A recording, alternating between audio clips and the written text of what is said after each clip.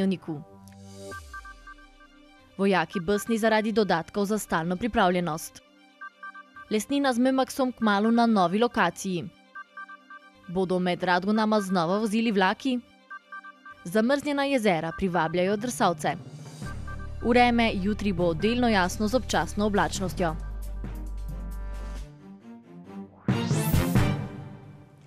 Spoštovane gledalke, cenjeni gledalci, lepo pozdravljeni v ponedeljkovem Pomurskem dnevniku. Afera z nezakonitim izplačevanjem dodatkov za stalno pripravljenost na 9 fakultetah Univerze v Ljubljani, skupaj za 770 tisoč evrov bruto, je na noge dvignila tudi sindikat Slovenske vojske. Vojaki so besni zaradi spornih izplačil dodatkov za stalno pripravljenost. Kot pravijo, dobijo vojaki manj, zato da na njihov račun tajnice, profesorji in čistilke dobivajo več. Konkretno dodatek za stalno pripravljenost za vojaka, ko ga preračunamo, pride na 1 uro 71 centov. Verjetno kak dekan fakultete, ki si je to nezakonito in neupravičeno izplačeval, ima ta dodatek 3-krat višji, zato ker je njegova plača tukaj višja. In on je lepo doma za 3-krat več denarja pripravljen, naj bi bil pripravljen za prihod na delo, vojak je pa v službi, opravlja stražo, terenska usposabljanja in dobi 3-krat manj kot on doma. Vojaki so namreč z dodatkom za stalno pripravljenost na delovnem mestu plačani v isti višini kot drugi javni uslužbenci doma. Dodatek, ki je namenjen plačilu stalne pripravljenosti, je za javne uslužbence, ko so doma pripravljeni, da pridejo v službo. Vojaki so pa z tem istim dodatkom plačani, ko so v službi pripravljeni, kar pa po naši zakonodaji in evropski zakonodaji sploh ne obstaja.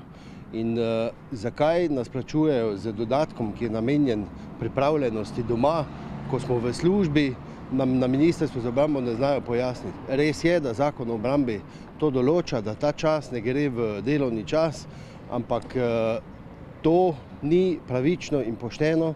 Zato so objavili plačilno listo enega izmed vojakov, na kateri je jasno razvidno, da ima osnovne plače 652 evrov in pri tej plači je iz te iste plačilne liste razvidno, da mu je z sodno prepovedjo bilo odtegnjenih 338 evrov zaradi tega, ker ni zmogel plačevati vrtca. Mi, vojaki, z 650 evri dobesedno družine ne moremo preživljati in zaradi tega, ker ne moremo plačevati položnic, prihaja do tega, da je pri 650 evrih 350 evrov sodne izvršbe zaradi neplačevanja vrtca, ki bi ga morali imeti subvencioniranega, ampak vlada ne sprejme uredbe, s katero bi določila merila in višino, in ker to ni določeno, ne dobimo nič.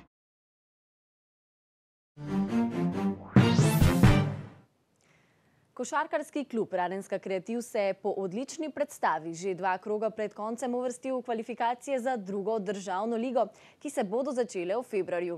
Več o tem pa trener in predsednik kluba Peter Jutršnik, ki ga lepo pozdravljam v studiu. Ja, dober večer oziroma dober dan tudi vam. Najlepša hvala za povabilo. Hvala vam, da ste se odzvali. Torej, že prej ste nas obiskali, že pred začetkom sezone ste nas obiskali v studiu in nekako napovedali boj za kvalifikacije v drugo državno ligo. Sedaj ste tukaj, kaj vam to pomeni? Ja, gledajte, mi smo si pač zadali cilj uvrstitev v kvalifikacije za drugo državno ligo. Nekako moraš imeti neki cilj, ki ga poskušaš doseči. Pred začetkom tekmovanja jaz sem verjel v to ekipo, prepričal sem igralce, da so začeli verjeti tudi v sebe. In plod vsega tega je bil, da smo dejansko z dobrimi igrami se že 2 koli pred koncem uvrstili v kvalifikacije za drugo državno ligo, kar je po mojem vsekakor en velik uspeh za klub, ki že drugo leto deluje izključno z domačimi igralci na amaterski bazi in nam to predstavlja dejansko za vsak posameznik, vsak igralec je zelo vesel, vse počaščen in tudi samozavest je vsem dvignila, tako da tudi z optimizmom ozremo v te nadaljne kvalifikacije. Kaj si torej zdaj želite, kaj pričakujete od samih kvalifikacij? Ja, gledajte, kvalifikacije bodo težke. Igramo z vsemi dobrimi, z 4 ljubljanskimi klubi, kjer igrajo igralci iz prve lige Jagodnik, Modrić, Dončić. Tako da moj cilj je seveda, da bi vse tekme v Murski Soboti zmagali, to je prva stvar.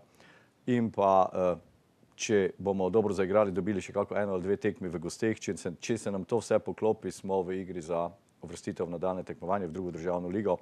ker tudi v prvi državni ligi in drugi državni ligi so stvari odvijajo, kako se pač odvijajo, vprašanje, koliko klubov bo še sploh obstalo. Tako da šanse imamo, provali bomo izkoristiti, če se nam bo pokazala. Mislim pa, da imamo ekipo, da lahko doma zmaguje, seveda, da imamo polno dvorano, da nas spodbujajo, da igralci to samozavest, to nekako raven igre ohranijo tudi v nadaljnjem tekmovanju. Pomembno je torej, da ostanete optimistični in da pokažete neko dobro igro. Ja, mislim, da so igralci lahko optimistični, lahko so samozavestni, ker smo dejansko igrali dobro.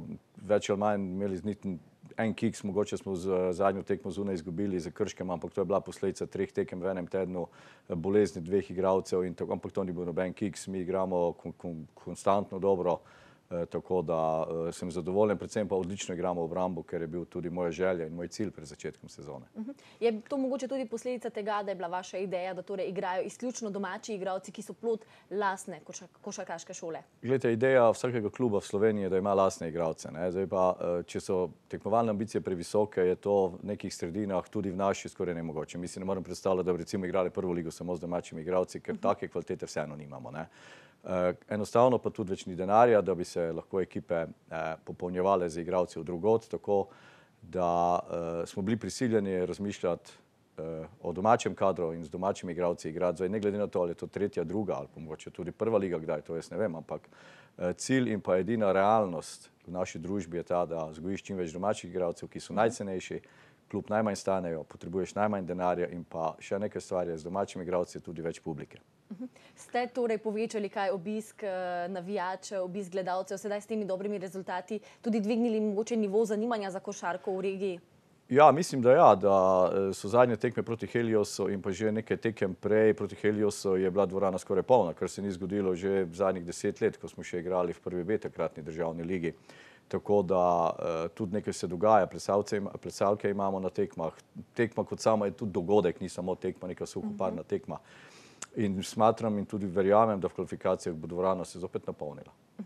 Kaj torej, kdo je vaš naslednji nasprotnik in to je mogoče tudi priložnost, da znova povabite vse svoje navijače? Ja, zdaj gremo tole soboto, gremo v Nazarje, pol doma igramo z Jančami iz Ljubljane, pol bo pa žreb za kvalifikacije za drugo državno ligo, pol bomo pa videli, kako bomo igrali, vse bo vse objavljeno v medijih, tako da vabim pa seveda vse ljubitelje košarke, da nas pridejo spodbujati v kvalifikacijah. Naj nas spodbujajo, da zmagujemo, pa tudi, če ne bomo, so si dečki zaslužili vsakokor veliko podporo in pa zahvalo. Držimo pesti torej in hvala, da ste nas obiskali v studiu. Ja, hvala vam za povabilo. Lesnina, vodilni trgovec med pohištvenimi ponudniki v Sloveniji, želi svojo poslovalnico v Murski Soboti zaradi premajhnih prostorov preseliti na novo lokacijo. Tam pa naj bi svojo ponudbo obogatili tudi s trgovino Mömax. Sedanji prostori Lesnine v Murski Soboti, ki se nahaja na Bakovski ulici, so premajhni, saj lahko predstavijo le del ponudbe pohištva, ocenjujejo v družbi. Tako kot v preteklosti namerava družba tudi v prihodnje sama graditi svoje centre. V ta namen je bila tudi sklenjena pogodba o nakupu zemljišča v severno-obrtno-industrijski coni, za katero je bilo pred kratkim tudi javna obravnava za spremembo zazidalnega načrta. Omenjeno zemljišče je v lasti družbe Finimo. Zemljišče, ki se nahaja preko BTC Cityja na Nemčevski, omogoča približno 25.000 kvadratnih metrov trgovskih površin, vendar je v prvi fazi za potrebe Lesnine in Mömaxa predvidena izgradnja okrog 18.000 kvadratnih metrov trgovsko-skladiščnih površin. Širitev Mömaxa se namreč hitro nadaljuje, saj bodo novo poslovalnico v Mariboru odprli letos jeseni, potem pa sledi trgovina v Novi Gorici in v Murski Soboti. Vendar pa dokončna odločitev o selitvi ni sprejeta, saj je povezana z nadaljnjo rastjo trga, ki pa je bil od leta 2008 do preteklega leta v upadu. Zato je prišlo v preteklosti tudi že do odpuščanja na sedanji lokaciji Lesnine, kjer trenutno dela 10 zaposlenih. Na novi lokaciji pa naj bi zaradi povečanja prodajnih površin in dodatne trgovine Mömax zaposlili dodatnih 90 ljudi. Tako bi celotni center zaposloval več kot 100 ljudi. Vse kaže, da bosta Gornja Radgona in njena avstrijska soseda Radgona še tesneje povezani. Štajerski deželni zbor je namreč v torek podprl načrte za ponovno vzpostavitev čezmejne železniške povezave med obema Radgonama. Projekt pa kot pogojno ekonomsko upravičen podpira tudi Slovenija. Ta predvideva gradnjo 2,8 km proge in železniškega mostu čez Muro. Izvedbo projekta ocenjujejo na okoli 20 milijonov evrov brez elektrifikacije, sodeč po študiji o izvedljivosti nove železniške povezave. Na avstrijskem Štajerskem potrebujejo sicer še podporo avstrijskih zveznih oblasti, pričakujejo pa tudi sofinanciranje z evropskimi sredstvi. Železniški most čez Muro sta mesti Gornja Radgona in Radgona že poznali, a je bil leta 1945 razstreljen s strani nacistov, ki so se umikali pred Rdečo armado. Proga pa ne bo le povezala z Muro ločeni mesti, regije in lokalne skupnosti, pač pa tudi zagotovila železniško povezavo med širšo okolico mesta Gradec in pomursko regijo. Omogočila bo železniško povezavo v koridoru Špilje-Ljutomer ter med čezevropskimi železniškimi povezavami.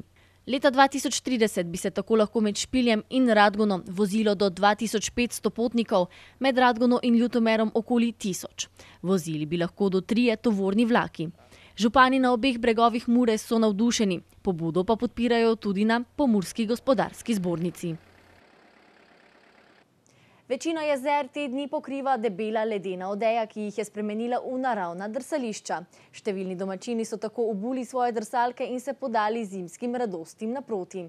Naša ekipa je doživela utrip ledenega dogajanja na Ledaskem jezeru v Kraščih. Lepo in sončno popoldne so številni obiskovalci jezera v Kraščih izkoristili za drsanje, sankanje ter celo igranje hokeja na ledu. Debelina ledu na jezeru v Kraščih naj bi v besedah domačina trenutno znašala več kot 10 cm, kar je dovolj za varno drsanje. Kljub temu pa je ob drsanju in gibanju po zaledenelih vodnih površinah potrebno biti previden. Predvsem tam, kjer so vodni tokovi, saj tam voda zmrzuje počasneje. Na Upravi Republike Slovenije za zaščito in reševanje pravijo, da je gibanje po homogenem ledu nevarno, če njegova debelina ni večja od 3 cm. Zato vedno, preden se odpravite na zamrznjeno jezero, preverite, če je led dovolj debel. Za konec pa še opozorilo iz Splošne bolnišnice Murska Sobota. Zaradi povečanja števila respiratornih obolenj omejujejo obiske na internem, pljučnem in infekcijskem oddelku. Omejitev predvideva 2 zdrava obiskovalca v bolniku in za kratek čas. Ukrep začne veljati danes in velja vse do preklica.